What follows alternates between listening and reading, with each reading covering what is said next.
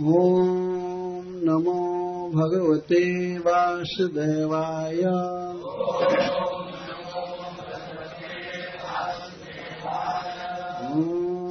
नमो भगवते वासुदेवाय।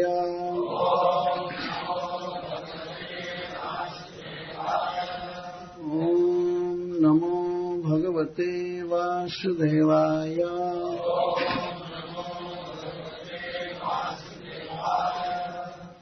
वृन्दावनं सखि भुवो वितनोति कीर्तिम्।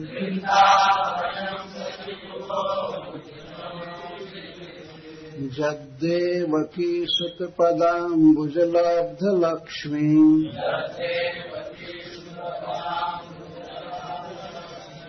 गोविन्द वेणुमनुमत्तमयूरनृत्याम्। प्रेक्ष्यादृशान्वस्वर अपरतान्यसमस्तसत्त्वम्।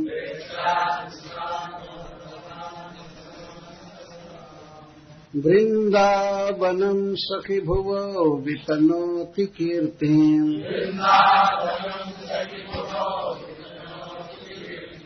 जद्देवकी सुतपदाम्बुजलब्धलक्ष्मीम्।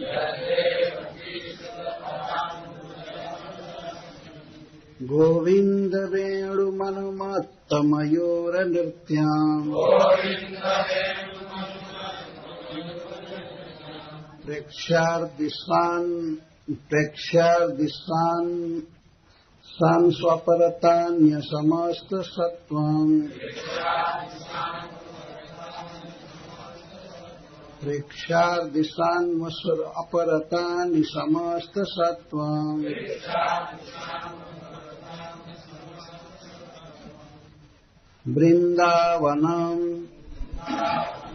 वृंदावन सखी हे सखी। भुवः भूमिका। वितनोति विशेष रूप से विस्तार कर रहा है। कीर्ति जसः जद क्योंकि देवकी सुता यशोदा नंदन के पदाम्बुजा दोनों चरण कमलों द्वारा लब्ध प्राप्त किया है। लक्ष्मी शोभा संपत्ति। गोविंद वेणु गोविंद के वेणु वादन करने पर मत्त मयूर नृत्यम। मत्त मयूरों का नृत्य होने लगता है।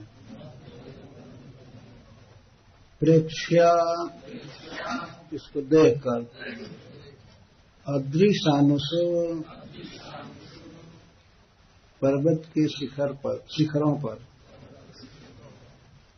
अपरतानि विस्मृत क्रिया समस्त सत्व मयूर के अलावा और सभी जीव पशु और पक्षी आदि। हे सखी वृंदावनम भुवः कीर्तिम स्वर्गादपि विशेषेण वितनोति। कथम भूतम वृंदावनम जद्देवकी सुतस्य पदाम्बुजाभ्याम लब्धा लक्ष्मी शोभा संपत्तेन तत्। किंच गोविन्दस्य वेणुम अनु वेणुनिनादं श्रुत्वा अनन्तरं मन्दगर्जितं नीलमेघं तं मत्वा मत्ता ये मयूराः तेषां नृत्यं प्रेक्ष्य संघसः तत्र तत्र अदृशानुषु पर्वत शिखरेषु अपरतानि उपरत क्रियाणि अन्यानि समस्तानि सत्वानि यस्मिन् तत् वृंदावनम् नैतद् अन्येषु लोकेषु विद्यते अतो भुवः कीर्तिं वितनोति इति अर्थ। अहो किं वक्तव्यं श्रीहस्तादौ वर्तमानस्य वेणोर्माहात्म्यं वृंदावनस्य सौभाग्यं कियत् वर्ण्यतामित्याहुः वृंदेति। तो श्लोकों की संगति इस प्रकार से है।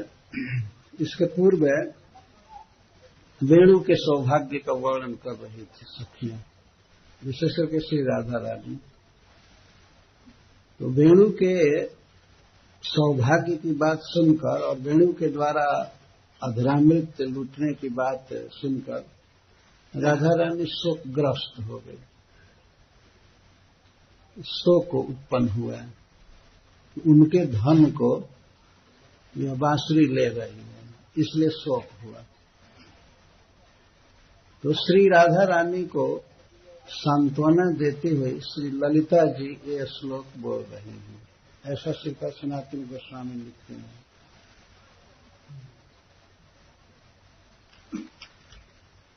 हे सखी इति श्रीकृष्ण पद तत्तदाधिपत्तिना तव तु परम धन्यता एव इति।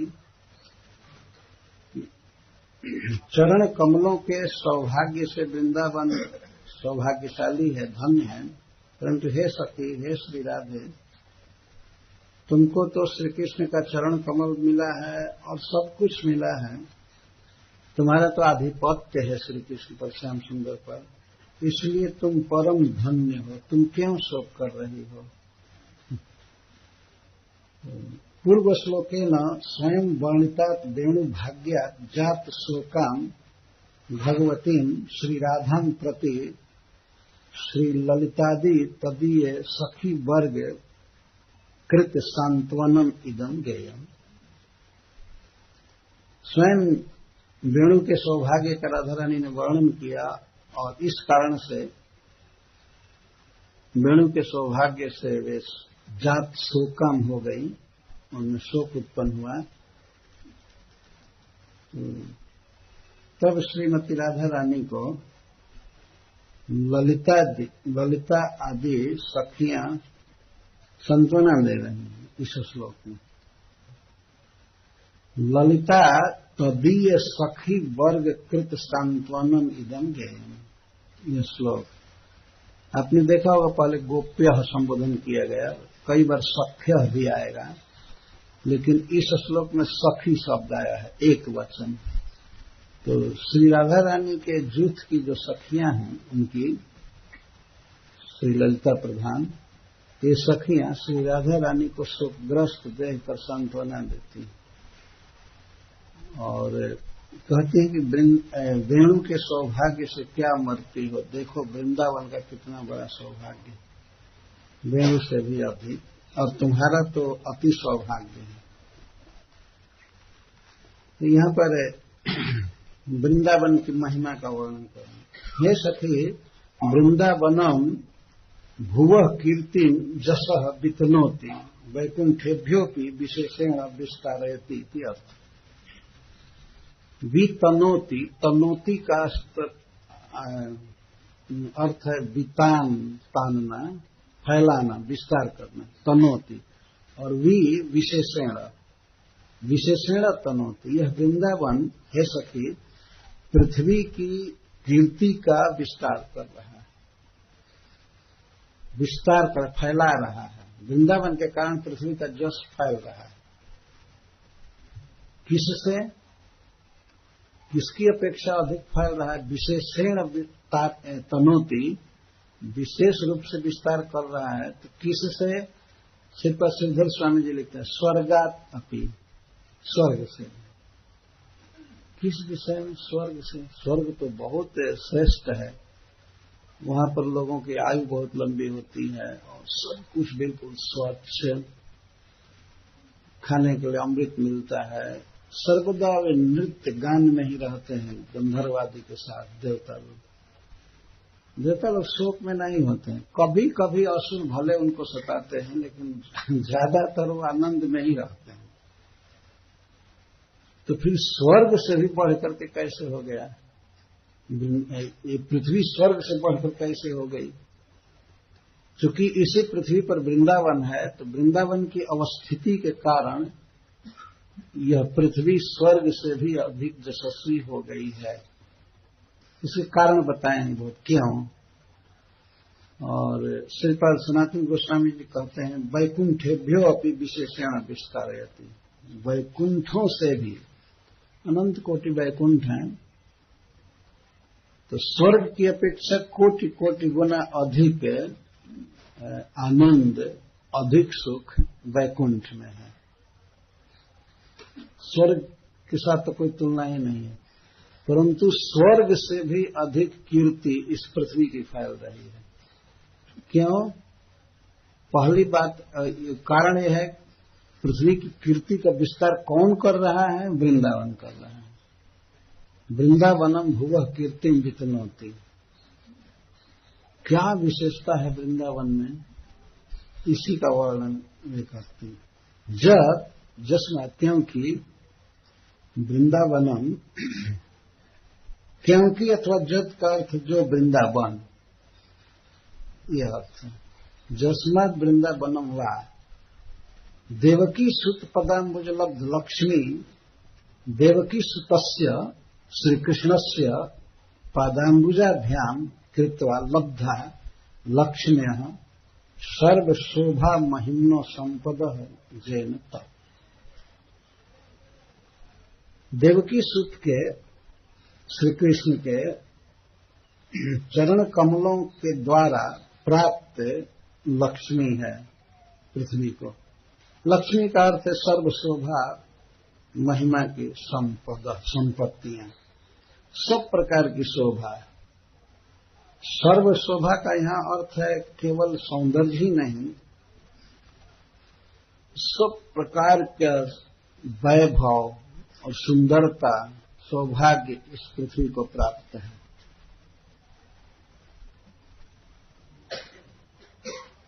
इस पृथ्वी को प्राप्त है तो वृंदावन को प्राप्त है, ये मतलब कहा जा रहा है कि वृंदावन में श्री कृष्ण के चरण कमलों का अंक है। सर्वत्र श्याम सुंदर चलते हैं और बिना पादुका के चलते हैं। इस धाम में कभी भी एक दिन भी भगवान पादुका नहीं पहने, जबकि यह बाह्य रूप से देखा जाए तो वन है, कंटकमय प्रदेश, पत्थर घास, पर यहाँ कभी भी पादुका नहीं पहने। वैकुंठ में, स्वर्ग में हमेशा पादुका पहने रहते हैं। वहां तो कभी कभी पादुका उतारते होंगे, क्योंकि भगवान वहां कोई नियम में नहीं बंधे हैं। वैकुंठ में जब ड्यूटी रूम में जा रहे हैं तो निकाल करके जाइए। देखें भगवान की पादुका उनके साथ ही रखी जाती है ना ड्यूटी रूम में। वैकुंठ में भगवान हमेशा पादुका से रहते हैं। अतः वैकुंठ की भूमि को भी भगवान के चरण कमलों के स्पर्श का सौभाग्य सब समय नहीं मिलता है, पर वृंदावन को यह सौभाग्य प्राप्त है। एक तो यह बात है कि वृंदावन को श्री कृष्ण के चरण कमल के स्पर्श से अनंत संपदा सर्व शोभा सुलभ है। दूसरा कारण गोविंद वेणुम अनुमत मयूर नृत्यम। इस वृंदावन धाम में गोविंद के वेणु वादन से आकृष्ट होकर के मत मयूरों का नृत्य है। यहाँ श्रीधर स्वामी जी अंत में लिखते हैं कि न एतत् अन्येषु लोकेषु विद्यते, ये अन्य लोकों में नहीं है। तो वृंदावन धाम की ये विशेषता है कि श्री कृष्ण यहाँ अपने पदाम्बुजों से सर्वत्र विचरण करते हैं, नृत्य करते हैं, गोचारण करते हैं। और दूसरी विशेषता यहाँ है, यहाँ बांसुरी वादन करते हैं, वेणु वादन करते हैं। और किसी भी धाम में भगवान श्री नारायण बांसुरी बजा ही नहीं सकते हैं। दूसरे लोग बजाते होंगे, भगवान को गीत सुनाते होंगे, लेकिन वे नहीं बजाते हैं। बजाएंगे, 2 हाथ से बजाएंगे तो 2 हाथ क्या करेगा, उससे भाव बताएंगे नृत्य में, लेकिन नहीं बजाते हैं, धारण करते ही नहीं है, क्यों बजाएंगे। ये वृंदावन धाम में वेणु वादन है, और वेणु वादन के साथ एक और क्या दृश्य होता है, मत्त मयूरों का नृत्य होने लगता है। श्री विश्वनाथ चक्रवर्ती ठाकुर कहते हैं, इसको इस तरह से लेते हैं, वेणु वादन सुन करके कुछ मयूर केका ध्वनि करते हुए दौड़ करके कृष्ण को घेर लेते हैं, गोचारण के समय दौड़ आते हैं। क्यों? श्री कृष्ण को देख करके और श्री कृष्ण की ध्वनि सुन करके वे दौड़ कर आ जाते हैं। श्री प्रसिद्धेश्वर स्वामी जी लिखते हैं, उनको नील मेघ समझते हैं और बांसुरी के ध्वनि को मंद गर्जन समझते हैं। मयूरों का बादलों से, मेघों से बहुत प्रेम होता है, बहुत प्रेम होता है, यह देखा गया। तो श्री कृष्ण का वेणु वादन बादल के मंद गर्जन के समान है, और वे स्वयं नीलमेघ की तरह है, सांवले बादल की। तो वे वेणु गर्जन को सुन करके, वेणु वादन को सुन करके जहां तहां से दौड़ करके आ जाते हैं। जैसा श्री कृष्ण ने स्वयं ही कहा है 15वें अध्याय में, नृत्यं अमीश खिन इड्य मुदा हरेण, हे देव देखिए, बलराम जी से कहते हैं कि ये मयूर नाच रहे हैं, आप वृंदावन में प्रवेश किए हैं, इसलिए आपका स्वागत कर रहे हैं नृत्य द्वारा। तो मयूर सब आ जाते हैं, प्रतिदिन की घटना है, और एक दिन में भी अनेक बार वे घेर लेते हैं। और श्री कृष्ण के आनंद के रस में विभोर होकर के और वेणु वादन ध्वनि सुन करके नृत्य करने लगते हैं। श्री कृष्ण बांसुरी बजाते हैं, तो मयूरों के नृत्य के साथ श्री कृष्ण भी नृत्य चालू करते हैं। उनके चारों तरफ मयूर रहते हैं, मोर रहते हैं, और नृत्य करने लगते हैं। तो श्री कृष्ण के वेणु वादन से प्रसन्न होकर के मयूर नाचने लगते हैं, मतवाले होकर के, विभोर होकर के, और श्री कृष्ण को पारितोषिक के रूप में, तो भाई कोई नाच रहा है तो बाजा बजा रहा है तो बाजा बजाने वाले को इनाम दिया जाता है। ये लोक में रीति देखी गई। तो मयूर नृत्य कर रहे हैं, और श्री कृष्ण बांसुरी बजा रहे हैं, और बांसुरी वादन के साथ साथ नृत्य कर रहे हैं, और श्री कृष्ण बांसुरी वादन के द्वारा नचा रहे हैं मयूरों को। उनका नाच देख करके स्वयं नाचने लगे। पहले तो केवल बांसुरी बजा रहे थे, लेकिन मयूरों का नृत्य देख करके नाचने लगे, और इनका नाचना देख करके मयूर नाच रहे हैं। तो बहुत देर तक इस तरह से नाचते नाचते उसमें से कोई मयूर श्रेष्ठ अपना एक पंख गिराया कृष्ण को पारितोषिक देने के लिए, कि इतना अच्छा बाजा बजाया है लड़का, तो इसको इनाम देना चाहिए। तो एक पंख दिया, और उस पंख को पा करके श्री कृष्ण वैसे खुश हुए जैसे कोई बजनिया, बाजा बजाने वाला कुछ इनाम पा करके खुश हो जाता है। देखा होगा आपने। तो बहुत प्रसन्न हुए, और प्रसन्न होकर के अपने केशों पर जो हल्की सी पगड़ी बांधे थे, वे पूरा बहुत भारी पगड़ी नहीं बांधे थे, छोटा सा बांधे थे, तो उसी में उस पंख को लेकर के खोस लिए। ये दिखा रहे हैं कि ओ मैं कितना सफल हूं, मुझे इस प्रकार का पारितोषिक मिल रहा है, इनाम मिल रहा है। तो श्री कृष्ण प्रसन्न थे, और फिर प्रसन्नता में, खुशी में फिर बजाना और नाचना चालू करते हैं। तो इस प्रकार का दृश्य हो रहा है वृंदावन में। हे सखी, ऐसा दृश्य किसी भी लोक में कभी नहीं है। यह आनंद का दृश्य न वैकुंठ में है, तो फिर स्वर्ग आदि में तो कोई कहना ही क्या, स्वर्ग में तो है ही नहीं। वहां तो श्री कृष्ण जाते ही नहीं है, नृत्य क्या करेंगे। वैकुंठ में तो हैं, लेकिन वहां दूसरे भाव में है। यह दृश्य मयूरों के बीच में श्री कृष्ण का नाचना, अपने पंखों को कभी कभी वे उठा लेते हैं तो श्री कृष्ण उसमें दिखाई नहीं पड़ते हैं। इसलिए इस दृश्य को देख करके जितने भी अन्य जीव हैं, पशु पक्षी आदि, पशु जैसे मृग, कृष्णसार मृग अपनी पत्नियों के साथ, और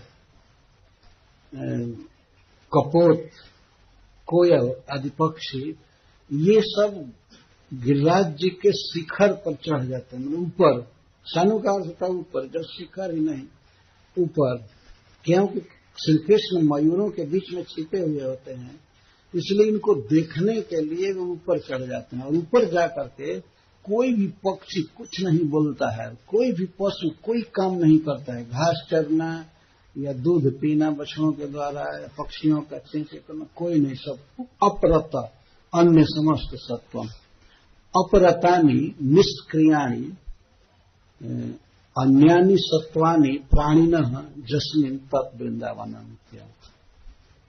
ये दृश्य होता है मयूरों के बीच में श्री कृष्ण को नाचते हुए देख करके, गाते हुए बांसुरी पर, सब जीव ऊपर चढ़ जाते हैं। अब ऐसे स्टेडियम देखे ही हैं जहां नीचे प्लेटफार्म रहता है, रंगमंच, और सीढ़ियां ऊपर ऊपर ऊपर ऊपर ऐसे हो जाते हैं, तो सब चढ़ जाते हैं देखने के लिए। तो प्रेक्ष्य का अर्थ है प्रइच्छा, इसको देख करके, क्या देख करके, मत मयूरों के बीच श्याम सुंदर नृत्य कर रहे हैं और वेणुवादन कर रहे हैं, इसको देख करके अदृश्यानुसु श्री गोवर्धन जी के शिखर पर चढ़ करके, उनकी घाटियों में ऊपर के स्थान में चढ़कर, और समस्त क्रियाएं भूल जाती हैं। केवल दो चीज वहां रहता है, वो दो चीज, एक तो कृष्ण का दर्शन करते हैं और कृष्ण का वेणुवादन सुनते हैं, और कोई चीज देखते नहीं है, कुछ सुनते नहीं है, बोलने की तो बात ही क्या है। जो पक्षी रात दिन बोलते ही रहते हैं, चे चे चे चे बोलते ही रहते हैं, वे श्याम सुंदर के नृत्य को और देख करके और गान को सुन करके उपरत क्रिया हो जाती। यह बीच बीच में दशा, ये सुंदर दृश्य उपस्थित होता रहता है। इसलिए है सखी, तुम शोक मत करो, चलो हम लोग इस दृश्य को देखें गिरिराज जी में या अन्य पर्वतों में। इस दृश्य को देखो, तुम चिंता क्यों करती हो? वृंदावन में जो दृश्य है वो कहीं वैकुंठ में भी नहीं है। ये सौभाग्य हम लोगों का होगा, चलो देखने के लिए। राधा रानी को एक प्रकार से प्रेरित कर रही है, जैसा कि चलो चलो चलो, यह दुर्लभ दृश्य देखने के लिए, जहां पर सारे पशु और पक्षी स्तब्ध हैं और कृष्ण के बांसुरी की आवाज केवल निकल रही। यहां तक कि मयूर भी केका ध्वनि नहीं कर रहे हैं, केवल नाच रहे हैं, केवल नाच रहे हैं विभोर होकर के। कुछ देर में मयूर सहित भी अन्य सारे जीव स्तब्ध हो गए। मयूर पहले तो नाचे बहुत देर तक, लेकिन आनंद के कारण उनमें जड़ता छा गई, तो वे भी चुपचाप अस्थिर हो गए और नाच रहे थे, केवल श्याम सुंदर और बांसुरी बजा रहे थे। कभी कभी ऐसा दृश्य होता है, मयूर भी स्तंभित होकर के देखते रहते हैं। इसको आनंद जाड्य कहते हैं, आनंद में जड़ता। इसको अष्ट सात्विक विकार में स्तब्धता विकार कहते हैं, स्तंभ हो जाना। वृंदावन में सारे जीव देखते रहते हैं कृष्ण को, बांसुरी का गीत सुनते रहते हैं।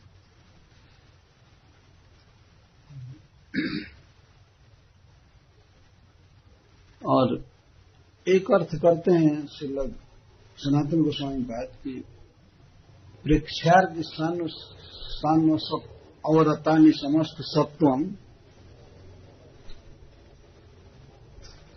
समस्त सत्वम, वहां पर पूर्ण सत्व रहता है वृंदावन में। वृंदावन में पूर्ण सत्व रहता है, तो उसको विशुद्ध सत्व कहते हैं। तो शुद्ध सत्व या विशुद्ध सत्व का मतलब होता है जिनमें रजोगुण और तमोगुण न हो, जिसमें रजोगुण और तमोगुण न हो, उसको शुद्ध सत्व कहते हैं।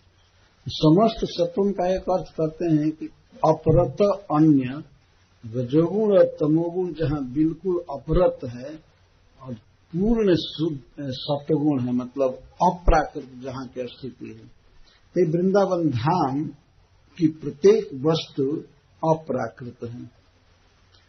बहिरंगा प्रकृति के द्वारा यहां रचा हुआ कुछ भी नहीं है, सब भगवान के अंतरंगा शक्ति का विलास है।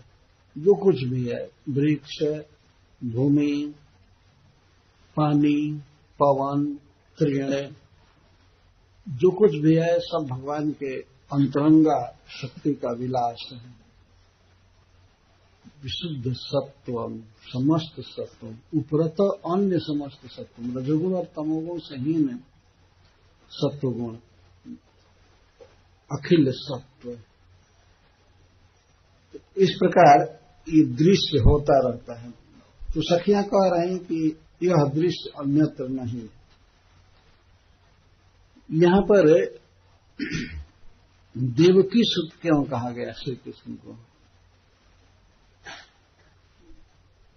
श्रीपाद सनातन गोस्वामी जी कहते हैं कि ऐसा ही सुना है उन लोगों ने गर्गाचार्य जी आदि के मुख से कि श्री कृष्ण को पैदा किया, जन्म दिया देवकी ने, लेकिन जन्म भर दिया सखी, वास्तव में तो ये जसोदा के ही पुत्र है। भाव एक ये है, सुत शब्द हाँ ठीक है, जन्म दे दिया देवकी ने, लेकिन वास्तविक तो पुत्र जसोदा के हैं। अथवा देवकी सुतस्य श्री कृष्ण से पदाम्बुजाभ्याम, तो अब ये अर्थ करते हैं, द्वे नामनी नंद भारजा या जसोदा देवकी च अतः सख्यम अभूत तस्या देवक्या सौरी जाया। नंद भारजा के दो नाम थे,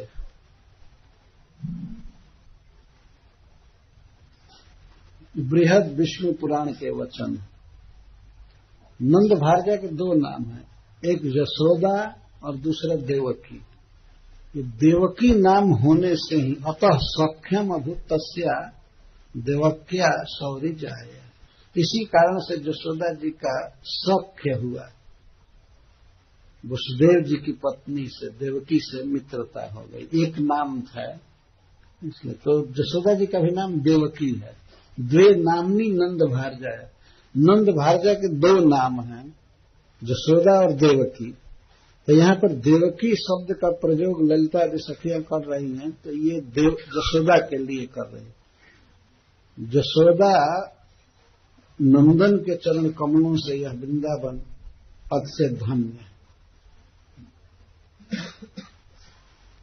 हे सखी इति श्रीकृष्ण पद तत्पदाधिपत्य न तौ तु परम धन्यता एवं पूर्व श्लोके न स्वयं वर्णिता वेणुभाग्या जात शोकाम भगवतीं श्रीराधम प्रति ललितादि तदीय सखी वर्ग कृत संतोनम इदम ज्ञेयम अन्यतैर व्याख्यातम एवं मंद गर्जितम नील मेघम तम मत्वा इति मयूराणाम मत्तत्वे नृत्य च हेतु।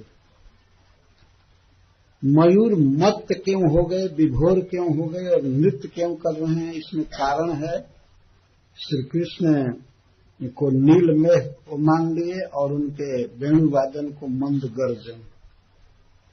अन्यथा अन्येषामिव तेषाम अपि अपरतत्वमेव स्यात्।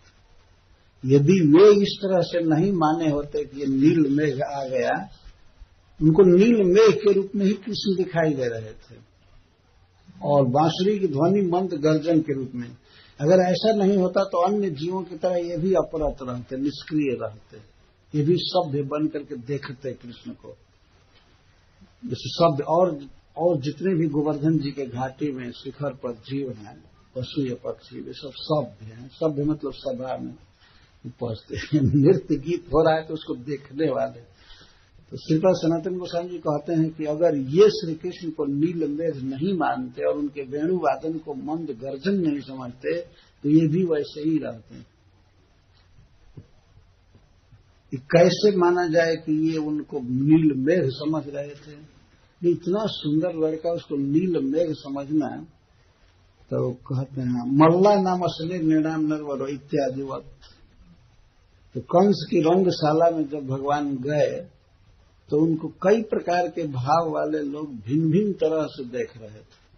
जैसे पहलवानों को वज्र के समान दिखाई दिए हैं, तो वैसे ही तो मयूरों को यदि वे नील मेघ की तरह दिख रहे हैं तो ये और आनंद की बात है। और ये आगे कहता है, और ध्यान रखना चाहिए कि जैसे मयूरों को नील मेघ के रूप में श्याम सुंदर दिखाई दे रहे थे, ऐसे कोकिलादि को भी बसंत आदि के रूप में दिखाई दे रहे थे। पर इसके बाद सावधान रहना चाहिए कि जैसे मयूर इस जगत में प्राकृत मेघ को देखते हैं और कोकिल प्राकृत बसंत आदि को देखते हैं, उस तरह से ये प्राकृत नहीं है। चाहे उनको नील मेघ के रूप में देखे या बसंत के रूप में, पर सब कुछ दिव्य है यहाँ का, अप्राकृत। तो मयूर अगर नील मेघ के रूप में देख रहे हैं तो यही उनके प्रेम को बढ़ाने का श्री कृष्ण का एक उपाय है और अधिक। तो कोकिल आदि को बसंत के रूप में दिखाई दे रहे हैं कि किंतु श्री भगवतो मेघ विशेषादि रूपेण मयूरादिषु परिस्फुर्त्या तेषां प्राकृत मेघादिभ्यो जायमान भावतः अधिकाधिक भावश्च ज्ञेयति। अधिकाधिक भाव से होना चाहिए। जैसे प्राकृतिक जगत में कोई मयूर किसी मेघ को देख करके जितना प्रेम करता है, जितना सुख लुटता है, इसकी अपेक्षा अनंत अनंत गुना आनंद हो रहा था मयूरों को, क्योंकि सब कुछ यहाँ वृंदावन के मयूर सब अप्राकृत हैं और अप्राकृत श्री कृष्ण हैं, और उनकी भावना, उनका नृत्य आदि सब कुछ अप्राकृत। अथवा गोविंदस्य वेणु मनु, अर्थ कर रहे हैं। मनु का अर्थ होता है संस्कृत में नाद, शब्द। तो श्रीपद सनातन गोस्वामी जी अर्थ करते हैं, गोविंद वेणु मनु, गोविंद के वेणु के ध्वनि को, गोविंदस्य वेणो मनु नादात्मक परम मोहन मंत्र, गोविंद के वेणु के महामोहक मंत्र को, मंत्र तेनैव, उसी महामोहक मंत्र से मत्ता न मयूराणाम नृत्यम जस्मिन वृंदावन, जिस वृंदावन में नृत्य होता है। एक एक जगह काटते हुए चल रहे हैं। गोविंद के वेणु के परम मोहन मंत्रवत गान को सुनकर कोकिल मतवाले हो गए और नृत्य करने लगे। किंच तेनैव प्रेक्ष्या तत्प्रतिध्वनिना परम रमणीया, और इस कारण से श्री कृष्ण के बांसुरी गीत को सुन करके वे नाच रहे हैं, मत्त हैं, अतः वे प्रेक्ष्य हैं। प्रेक्ष्य का अर्थ देखने ही लायक। यह प्रेक्ष्य का अर्थ अलग नहीं ले रहे हैं। गोविंद वेणु मनु मत मयूर नृत्यम प्रेक्ष्य, वे देखने ही लायक हैं, देखने योग्य हैं। परम रमणीय मयूरों को कह रहे हैं ध्वनि से।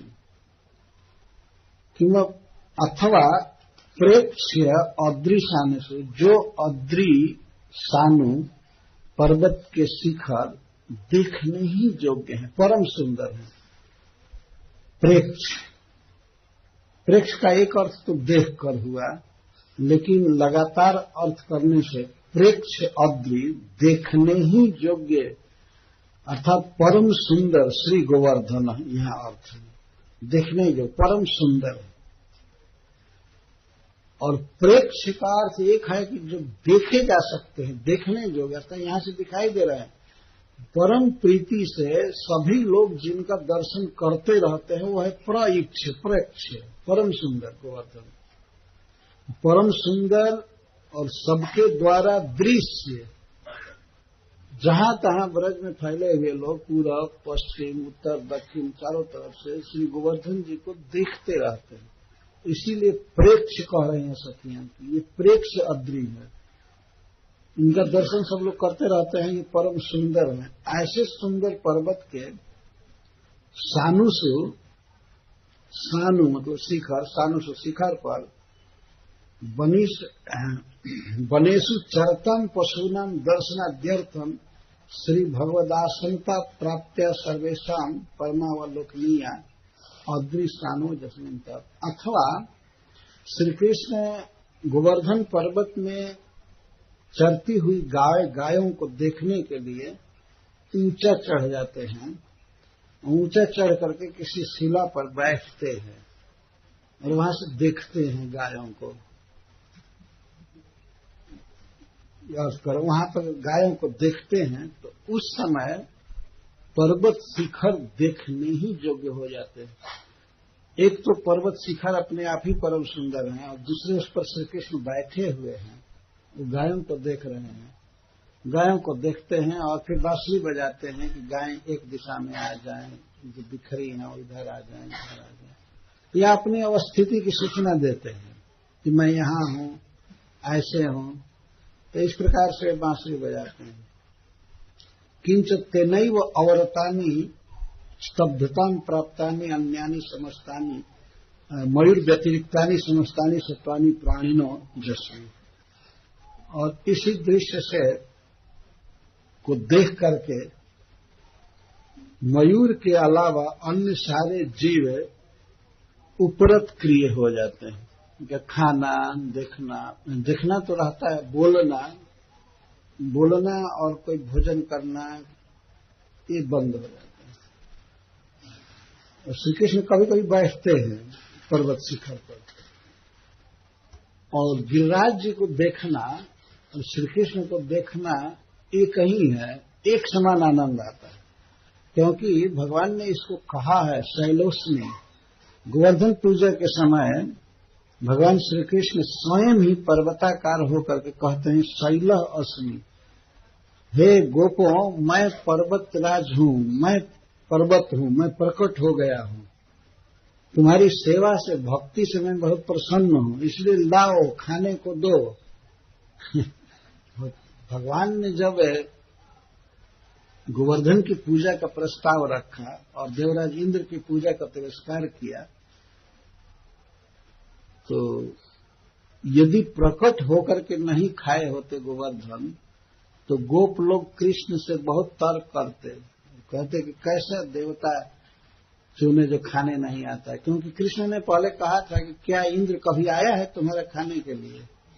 अरे वो इतना बड़ा देवता है जिसको अमृत मिलता है, बड़ा बड़ा, वो ये आएगा गोपों का दिया हुआ मिठाई और भात और बाजरे का रोटी आदि खाने के लिए? वो इधर आएगा? वो तो आएगा ही नहीं, इसलिए पूजा करना बेकार है। जो खाएगा ही नहीं तो क्या पूजा करना है? भगवान बिल्कुल नास्तिक की तरह बोल रहे थे कि क्या है इस पूजा में, देवताओं की पूजा में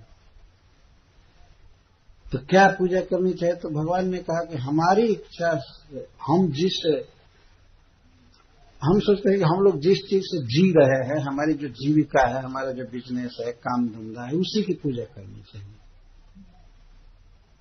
वर्क इज वर्शिप। दुकान ही हमारा मंदिर है और ग्राहक ही हमारे इष्ट देवता है, ऐसे। और उनको संतुष्ट करना यही हमारा काम है, हमारा उद्देश्य है। उनसे पैसा कमाना हमारा उद्देश्य नहीं है, उनको संतुष्ट कर देना यही हमारा उद्देश्य। किस प्रकार के सब छल के वाक्य चलते हैं दुनिया में। तो श्री कृष्ण ऐसे बोले। महाकवि हरि जी कहते हैं कि भगवान ने सोचा कि यदि प्रकट गिरिराज जी के रूप में मैं नहीं खाता हूं तो ये सारे गोप फिर से आंदोलन करेंगे कि कह रहे थे कि इंद्र तो नहीं खाए आया, ये पर्वत कहाँ खाने आया, इसकी भी तो पूजा बेकार है ना, ये भी तो नहीं खा रहा है। इसलिए श्री कृष्ण गोपों के भय से पर्वत के रूप में हो गए, गिरिराज जी के रूप में हो गए। और एक बात वो भी कहते हैं कि श्री कृष्ण ने सिद्ध किया कि गिरिराज जी मैं ही हूं, गोवर्धन मैं ही हूं। इसलिए अभेद है वास्तव में। गिरिराज धरण कहिए गिरिराज जी को, अच्छा गिरिराज कहिए, दोनों का एक ही मतलब है। तो श्री कृष्ण स्वरूप है, इसलिए प्रेक्ष्य है, परम सुंदर। तो यह गिरिराज पर्वत श्री गोवर्धन इस वृंदावन में है, इस कारण से इस पृथ्वी का जस वैकुंठ से भी अधिक फैल रहा है। कौन ऐसा पर्वत है जिसकी गुफाओं में भगवान खेले हैं, खाए हैं और ये कहे हों कि मैं ही गोवर्धन हूं, मैं ही ये पर्वत हूं, मुझे खाने को दो, और इसके बाद वो हाथ बढ़ा बढ़ा करके ले भी रहे थे। पर्वत के आकार कहीं बड़ी बड़ी भुजा और से ले करके खा रहे थे, और 2 भुजा में नहीं खा रहे थे, 4 भुजा से प्रकट हुए थे। क्योंकि 2 भुजा से प्रकट होते थे, देवताओं को विश्वास, गोपों को विश्वास नहीं होता कि ये कोई देवता है या भगवान है। भगवान का मतलब ही है 4 भुजा, है ना। ये 2 भुजा वाला भगवान थोड़े होता है। ये तो स्वयं भगवान हो सकता है 2 भुजा वाला, लेकिन भगवान गोपों में ये विश्वास उत्पन्न करने के लिए श्री भगवान खा रहे थे, प्रकट थे। और इधर से श्याम सुंदर रूप से कहते हैं सब लोग नमस्कार करो, सब लोग प्रणाम करो, अरे देवता प्रकट हो गए हैं और हमारा दिया हुआ उपहार खा रहे हैं। बताओ, हम गोपों का, हीन जाति के लोगों का उपहार ले लेकर खा रहे हैं। लो दौड़ो दौड़ो, बर्तन में ढो ढो करके लाओ, सब ला। जब खाना चालू किए तो गोपों का उत्साह और बढ़ गया, और लोग खिला रहे थे। कोई कोई सखा जो विनोद करते थे वो श्री कृष्ण से आकर के कहे, अरे सारे सब खा जाएगा, कुछ बचना चाहिए ना। ये तो सब खा जाएगा, ऐसा देवता तुम पूजने के लिए कहा कि ये तो कुछ भी हम लोगों पर रहम नहीं कर रहा है, तुम कृपा नहीं करे, तो सब खाया जा रहा है, बस बंद करो, अब कुछ शायद रहने दो। लेकिन बाद में श्री कृष्ण ने दिखाया कि जितना भी वे खाए थे वे सब ज्यों के त्यों भर गए भंडार में। गिरिराज जी खाने के बाद भी सब भर गए, मतलब प्रसाद तो था ही। इस तरह की घटना घटी। तो श्री राधा रानी को ललिता जी सखियां कहते हैं, सखी ये गिरिराज इस वृंदावन में है इसलिए, और वृंदावन पृथ्वी पर है, अतः वृंदावन पृथ्वी की कीर्ति का विस्तार कर रहा है। तो चलो ये दृश्य देखने चलें, गिरिराज जी की घाटियों में चलेंगे, गिरिराज जी के शिखर पर जाएंगे, वहां पर श्री कृष्ण का दर्शन करेंगे। जैसे अन्य पशु और पक्षी श्री कृष्ण का दर्शन कर रहे हैं, वेणु गीत सुन रहे हैं, वैसे हम भी देखेंगे, हम भी सुनेंगे। तुम शोक मत करो, तुम कम भाग्यवती नहीं हो, बल्कि तुम सबसे श्रेष्ठा हो, सबसे भाग्यवती हो। इस तरह से कह रही। अथवा व्यतिक्रम से इसका अर्थ ऐसे करेंगे, कृष्ण के वेणु गीत को सुन करके मयूर नृत्य कर रहे हैं, यह न कह करके मयूरों के नृत्य को देखकर कृष्ण वेणु में गा रहे हैं, यह अर्थ किया जा सकता है। श्रीधर स्वामी, सनातन गोस्वामी जी कहते हैं, मत मयूर नृत्यम अनु गोविंद वेणु। मत मयूर जब नृत्य करने लगते हैं तब श्री कृष्ण बांसुरी बजा रहे हैं, यह भी अर्थ है। वो उनका नाचना देख करके तब उनके नाच के गति के अनुसार श्री कृष्ण बांसुरी में ताल और राग छेड़ते। वो नाचना जानते हो, वृंदावन के मयूर हैं, इसलिए उनको ऐसा नहीं समझना चाहिए कि साधारण केवल देह हिलाएंगे, नाचना नहीं जानते। व्यतिक्रम से इसका अर्थ कभी कभी किया जाता है, ये पद्धति में। मत मयूरों का नृत्य देखकर श्री कृष्ण बांसुरी बजाते हैं और श्री कृष्ण के बांसुरी वादन से मयूर नाचने लगते हैं। इसको देख करके सारे अन्य जीव गिरिराज जी के शिखर पर चढ़ जाते हैं और ऊंचे स्थान में, शिखर तो पूरा ऊपर भी, और कोई कोई ऊपर बिल्कुल शिखर से तात्पर्य, इसको समझने का प्रयास करने चाहिए। शिखर का तात्पर्य बिल्कुल ऊपर नहीं है। पर्वत के घाटी में अगर कोई व्यक्ति नृत्य कर रहा है तो थोड़ा पर्वत पर ऊपर हो जाना, शिखर तो ऊंचे रहते ही हैं, इधर उधर से जा करके पक्षी बैठ करके द्रुम भुजा पर वृक्षों के शाखा पर देखने लगते हैं। ऐसे जगह बैठते हैं जहां से श्री कृष्ण को बिल्कुल देख सके। पत्ता, गुच्छ आदि उनको रोकने न पाए, इसलिए वो बिल्कुल ऊपर बैठते हैं, चारों तरफ से देखने लगते हैं, एक टक देखने लगते हैं, खाते नहीं हैं, दूसरी आवाज नहीं करते हैं। उपरत या अपरत है, अवरत इसको कहते हैं सभी। तो श्री कृष्ण मयूरों के बीच में नाच रहे हैं और अन्य सारे जीव उसको देख रहे हैं, सुन रहे हैं। हे सखी नैतद अन्येषु लोकेषु विद्यते, यह दृश्य वैकुंठ आदि में भी नहीं है, अतः सखी वृंदावन धन्य है। सर्वाधिक वृंदावन की धन्यता यही सब है, श्री कृष्ण की लीला के कारण और श्री कृष्ण के चरण विन्यास के कारण। वृंदावन में सर्वत्र श्री कृष्ण का चरण कमल है, अंकित है। लब्ध लक्ष्मी का यहाँ अर्थ है श्री कृष्ण के चरण चिन्ह की शोभा। लक्ष्मी का अर्थ संपद, बहुवचन में श्री सनातन गोस्वामी जी अर्थ करना। इस प्रकार श्री कृष्ण के चरण चिन्ह की शोभा है वृंदावन में सब जगह, अतः यह धन्य है और इसके कारण पृथ्वी की कीर्ति का विस्तार हो रहा है। अहो बत अस्माकं तत्र तथा तादृशी अवस्था न सिद्धेति वयम अधन्या है। ओहो, हमारी कभी ऐसी दशा नहीं होती है, न मयूरों की दशा हुई कभी, और न तो अन्य पक्षी और पशुओं की दशा होती कि हम भी स्तब्ध होकर के प्रियतम श्याम सुंदर को देखती, उनके वेणु गीत को सुनती, और अन्य पशु पक्षी जैसा गिरिराज जी के घाटियों में शिखर पर स्तंभित हो जाती। ऐसी अवस्था हमको सुलभ नहीं है, इसलिए हम अधन्य हैं। बाकी वृंदावन के पशु पक्षी मयूर आदि ये सब धन्य हैं, परम धन्य है सब।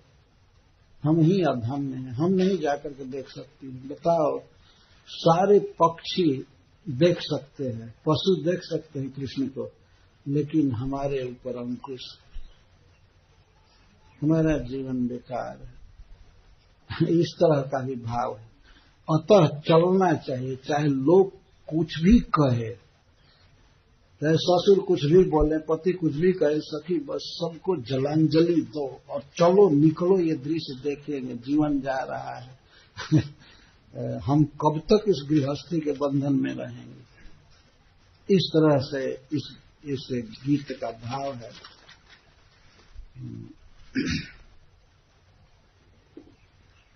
एक भक्त ने वृंदावन की महिमा के विषय में कुछ लिखा है, इसको मैं पढ़ रहा हूं।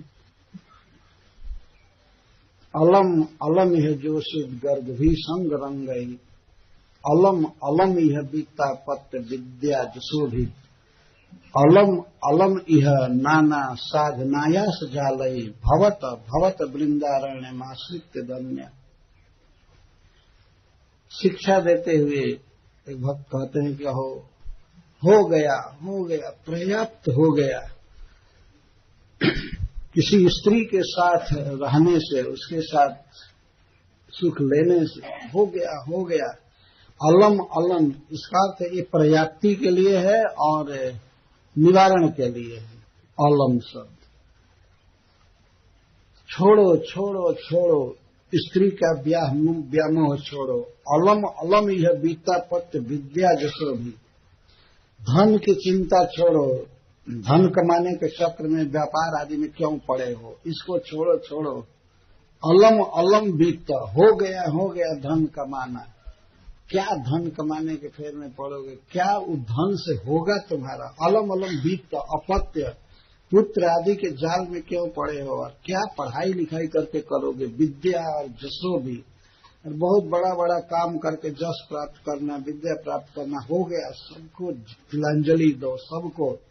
अलम अलम यह नाना साधनायास जालय, और भगवत प्राप्ति के लिए अन्य साधनों का जो जाल बिछाए हो, ये सब छोड़ो। किसी में कुछ दम नहीं है। भवत भवत वृंदारण्य माश्रित धन्य, बस वृंदावन का आश्रय लेकर के धन्य हो जाओ, और कुछ करने की जरूरत नहीं। भवत भवत वृंदारण मासी।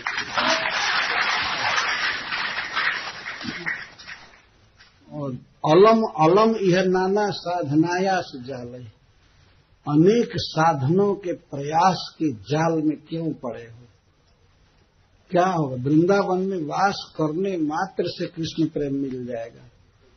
इसलिए भवत भवत हो जाओ वृंदारण आश्रित धन्य, धन्य हो जाओ, तुम धन्य हो जाओ, कृतार्थ मनोरथ हो जाओ, पूर्ण सफल जीवन बन जाओ। कैसे बनेंगे? तो वृंदारण आश्रित, वृंदावनम आश्रित, वृंदावन का आश्रय ले लो, इस वृंदावन से संबंध रखो, ब्रज से संबंध रखो और धन्य हो जाओ। बाकी और में कुछ नहीं है। और वास्तव में जीव के लिए क्या कोई लाभ है? धन, पुत्र, पौत्र, विद्या, पढ़ाई लिखाई और जस, यह काम वह काम, क्या ये सब जाल है, व्यर्थ है। वास्तव में वृंदावन का आश्रय लेकर के रहे, बस इसी में धन्यता है। वे आगे यहां तक कहते, सामेन माता सच में पिता न, समेन बंधु सच में सुहृद न, समेन मित्रम सच में गुरु न, योमेन वृंदावन वास मादिशे। वह माँ नहीं है, वह मेरा पिता नहीं है, वह मेरा भाई नहीं है, वह मेरा सुहृद नहीं है, और वह मेरा मित्र नहीं है, और वह मेरा गुरु नहीं है, जो मुझे वृंदावन वास करने का उपदेश नहीं करता है।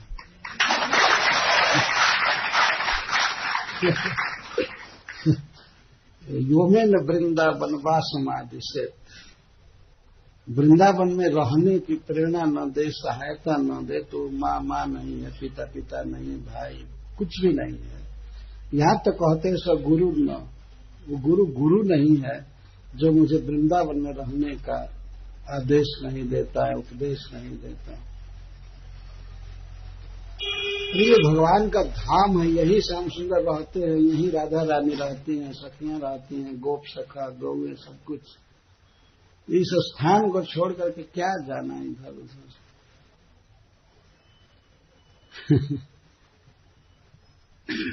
तत्शास्त्रम मम कर्ण मूलमपि न स्वप्ने पि जाया रहो। वह शास्त्र, ये शास्त्र वैदिक शास्त्रों के लिए ही कहा जा रहा है। पुराण, इतिहास और वेदांत जो भी है, तत्शास्त्रम मम कर्ण मूलमपि न स्वप्ने पि जाया रहो। वह शास्त्र, वह पुराण या महाभारत इतिहास या वेदांत सूत्र और भी कोई साहित्य, तत्शास्त्र मेरे कान के मूल तक भी नहीं आना चाहिए। छेद में जाना तो दूर की बात है, कान के छिद्र में जाना ये तो दूर की बात है, हमारे कान के निकट भी वो नहीं होना चाहिए। अर्थात मुझे उसे नहीं सुनना है, उस शास्त्र को नहीं सुनना है। ये ठीक नहीं सुनना है, सपना आदमी सुने नहीं, स्वप्ने पी। तत्शास्त्रम मम कर्ण मूलमपि न स्वप्ने पी जाया दह। स्वप्न में भी वो शास्त्र मेरे कान के पास भी न आवे। श्री वृंदा विपिनस्य जत्र महिमा नात्यद्भुतम श्रूयते। जिस शास्त्र में वृंदावन की अद्भुत महिमा का वर्णन नहीं किया गया है, वह शास्त्र भूलकर भी सपना में भी मेरे कान के पास नहीं आना चाहिए। और तेमे दृष्टि प्रथम यंत्र मित्रम संभाव्य तांगई तथा श्री वृंदावन वैभवस शरणे अतुल्लासिनो न खिला। और वे लोग भूल करके भी हे भगवान मेरे आंखों के सामने दिखाई न पड़े, जो वृंदावन के वैभव की शोभा की बात सुन करके उल्लसित चित्त वाले नहीं हो जाते। वृंदावन की बड़ाई सुन करके जिनका चित्त खिल नहीं जाता है, ऐसे लोग हे भगवान मेरे आंखों के सामने कभी दिखाई न दे। ऐसे लोगों का मुंह नहीं देखना चाहिए। कहने का मतलब ये है, जो वृंदावन की बड़ाई सुन करके इसका उत्कर्ष सुन करके खिल नहीं जाते हैं, प्रफुल्लित नहीं होते हैं, ऐसे लोग कभी मेरे आंखों के सामने न हो। भाव अर्थ ऐसा ही है, अर्थ नहीं है कि अब तब आंखों पर पट्टी बांधकर गंधारी की तरह रहना चाहिए।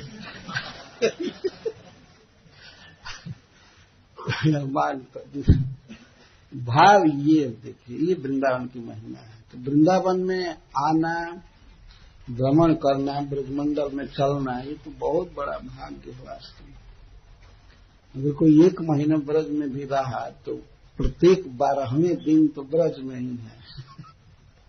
11 दिन के बाद 12वें दिन वो वृंदावन में रह रहा है, ब्रज में। ये बहुत बड़ा भाग्य है। अरे कोई साल में एक बार भी आता है, एक दिन के लिए भी, तो वह भी परम भाग्यशाली है। फिर जो लोग रहते हैं उनका तो कहना ही क्या। ये है वृंदावन की महिमा। तो हरि जी कहते हैं, भालम जस जथा कथंचित, भालम जस जथा कथंचित दपिचेत साध्वर्थ वर्णावली प्रांतम तद्धि करो त्यलम क्षिति तले तम कीर्ति मंतम नरम।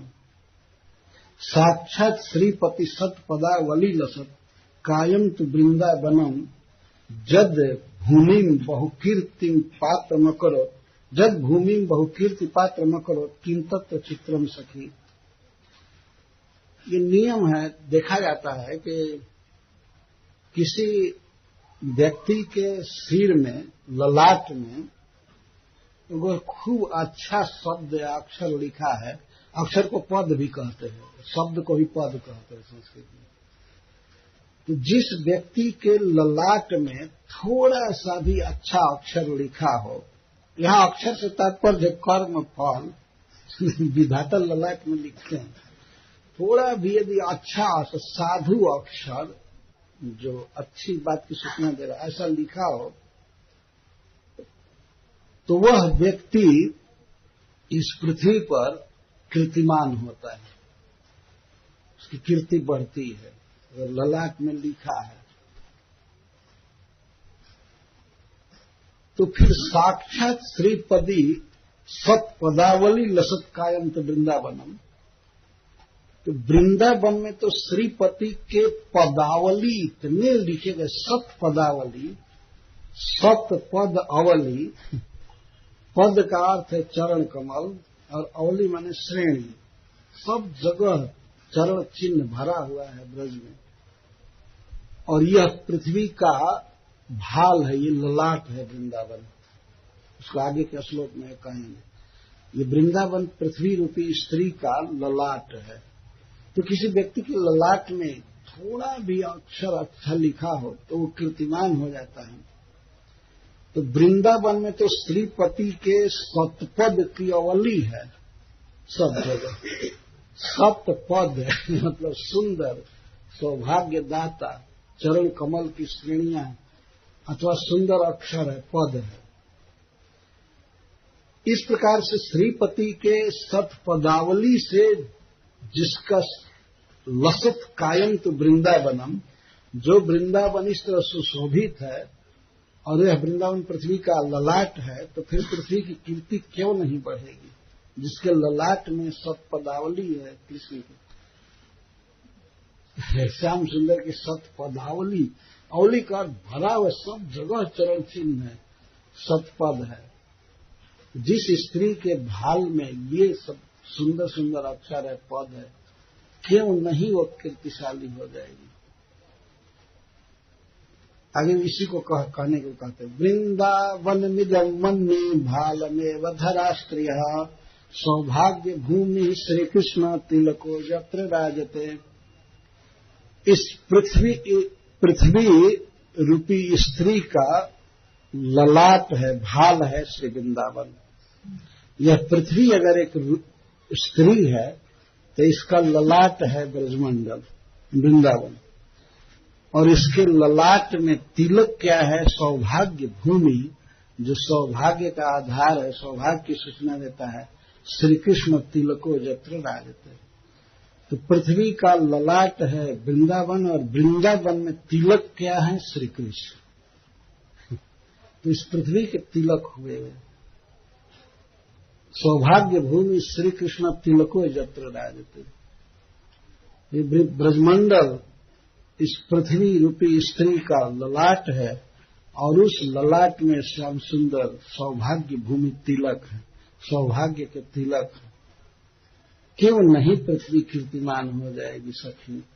इस तरह से सखियां वर्णन कर रही हैं।